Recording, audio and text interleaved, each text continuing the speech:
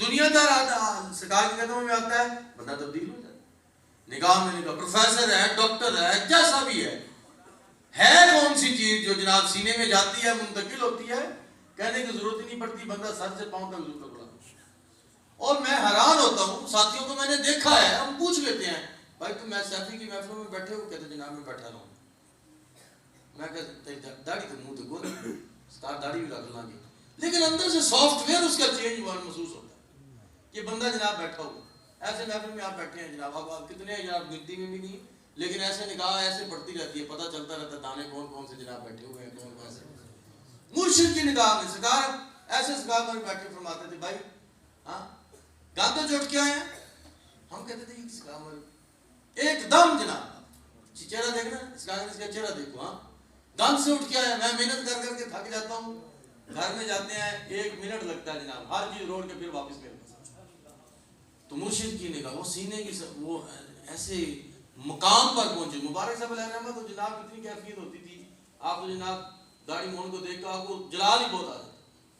آپ خلاف شرع کسی عالم بھی مفتی میرے سامنے مفتی بہت بڑا کشمیر سے آیا اور اس نے جناح کیپ پہنی ہوئی تھی، ایسے جناب جناح کیپ، مبارک صاحب کے سامنے آپ نے جناب اس کو ایسے جلال فرمایا۔ آپ نے فرمایا یہ جناح کی سنت اپنائی ہوئی ہے، اپنے نبی کی سنت کیوں نہیں اپنا؟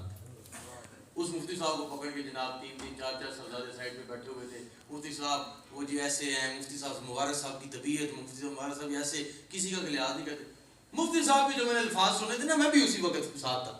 اس مفتی صاحب نے کہا کہ آپ مجھے بتا رہے ہیں، باتیں کر رہے ہیں، مجھے تسلی دے رہے ہیں، مجھے تسلی دینے کی ضرورت نہیں ہے، میں نے ایسا بندہ، ایسے کامل ہستی میں نے نہیں دیکھی جو شریعت پر اتنا سختی سے عمل کر رہا ہے اور کروا رہا ہے، اور کہہ رہے ہیں جناب بات تم نے حق کی بات کی ہے، مجھے دل خوش ہوئی، مجھے کوئی ایسی بات نہیں ہے، میں تو جناب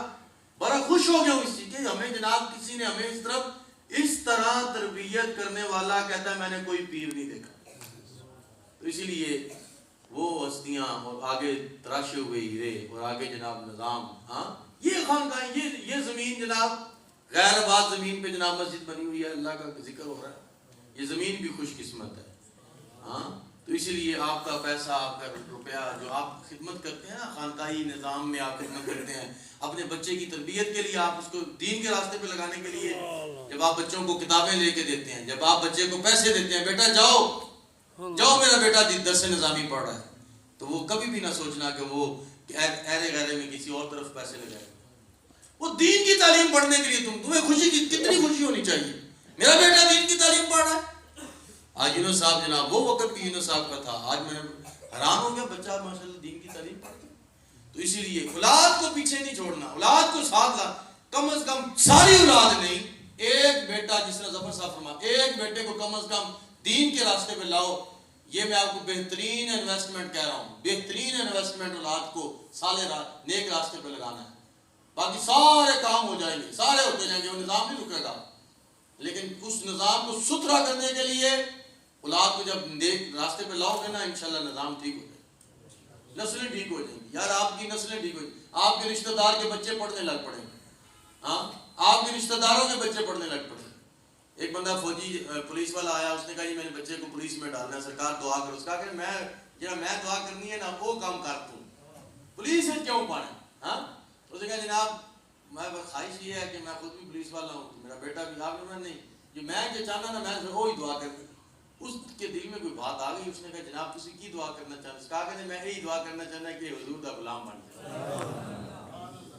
او حضور کی غلامی بہتری ہے یا پولیس کی نوکری بہتری ہے؟ وہ پولیس کی نوکری کرے مرے گا نہیں، وہ عالم دین بھی چلا جائے گا، وہ بھی چلا جائے گا، لیکن شان عالم دین کی کیا ہے؟ نسلیں سنوار کے چلا جائے، وہ آپ کو خوشی نہیں ہے؟ بچوں کو جناب دین کے راستے پہ، آپ عالم دین ہیں، آپ کسی دنیا دار کی سوسائٹی میں بیٹھ جائیں، ان کو کم از کم شرم تو آئے گی آپ کے سامنے کوئی بدتمیزی کرتے ہوئے یا گفتگو غلط گفتگو کرتے ہوئے یا گالی گلوچ والی گفتگو کرتے ہو۔ عزت اتنی ہے عالم دین کی، شان یہ ہے الحمدللہ ایک سوسائٹی میں بندہ بیٹھتا ہے، پھر آپ کے بچے آگے بچوں کو پڑھائے دین کی تعلیم، ایک دانے کو، ہاں اب میں بچے جتنے بچے تھوڑے تھوڑے ہمارے جامعے سے نکلے ہیں کسی نہ کسی موڑ پہ کوئی نہ کوئی بات کرتا ہوں، ماشاءاللہ وہ جب پرانی بات یاد کراتا ہے تو اور خوشی ہو جائے، اللہ خیر کرے، اللہ سرکار والی کی اس مشن کو دوام عطا فرمائے۔ ہاں جی، ہمارا سب سے بڑا مشن، ہم نے اٹھنا ہے یار، انگوٹھے باندھنے ہیں۔ میں تو آج چارپائی کو دیکھ کے نا دل تو دکھتا ہے یار۔ میں جیسے جنازے کی اس کے بابا کی میں نے چہرے کو دیکھا نا، دل تو میرا دکھ ہے۔ یہ تو نہیں میں کہوں گا کہ جناب میرا دل بڑا خوش ہوا ہے، دل میرا دکھ ہے۔ اور دل کیا دکھ ہے؟ کاش کہ اس کے چہرے پہ سنت رسول ہوتی ہے۔ دل دکھتا ہے، یہ بات کوئی نہ کہے کہ جناب کیا بات ہے، نمبردار صاحب چلے گئے ہیں تو جناب کیا بات ہے، جناب بڑی مشکل سے جنازہ میں، نہ دل دکھتا ہے۔